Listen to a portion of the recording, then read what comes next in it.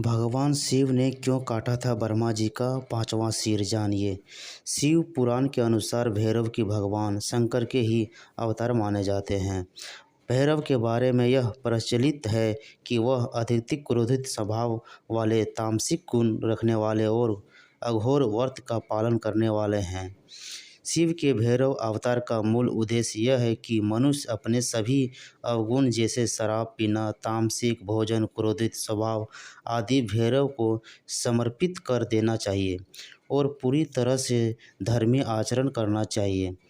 भैरव को काशी का पहरेदार और शासक कहा जाता है। शिव पुराण में भैरव को परमात्मा शंकर का पूर्ण रूप बताया गया है। इनके अवतार लेने की कथा इस प्रकार है। एक बार भगवान शंकर की माया के भ्रम से प्रभावित होकर ब्रह्मा और विष्णु अपने आप से श्रेष्ठ मानने लगे।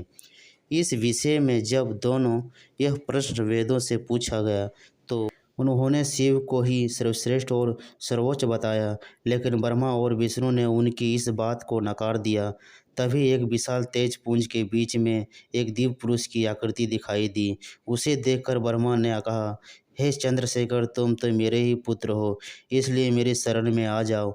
ब्रह्मा ही ऐसी अहंकारपूर्ण बात को सुनकर भगवान शंकर क्रोधित हो गए। उसी समय उनकी भ्रुकुटी से काल भैरव प्रकट हुए। तब शिव ने उस पुरुष काल भैरव से कहा, काल के समान सुशोभित होने के कारण तुम ही वास्तविक कालराज है। उग्र होना भैरव का स्वभाव है।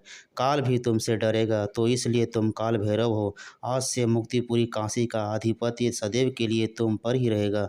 तुम ही उक्त नगर के वासियों का शासक और मुक्तिदाता भी होंगे। भगवान शंकर से इन वरदानों का प्राप्त करने के बाद काल भैरव ने ब्रह्मा के पांचवा सिर को, जो अहंकार से पूर्ण था, उसे अपनी उंगली के नाखून से काट दिया। ब्रह्मा का पांचवा सिर काटने से भैरव को ब्रह्मा हत्या का दोष लगा गया। ब्रह्मा का पांचवा सिर काटकर भैरव ब्रह्मा हत्या के दोषी हो गए।